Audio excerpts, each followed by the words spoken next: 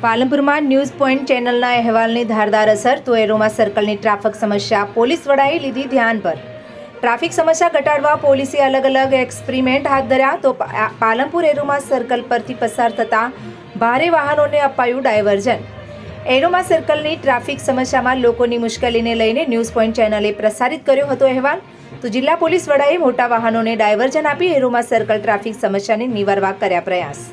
આબુ રોડથી આવતા ભારે વાહનો જગાણા થઈને અમદાવાદ જશે, જ્યારે કંડલા જતા મોટા વાહનો માટે ચિત્રાસણી થઈને ડીસા તરફનું ડાયવર્ઝન અપાયું।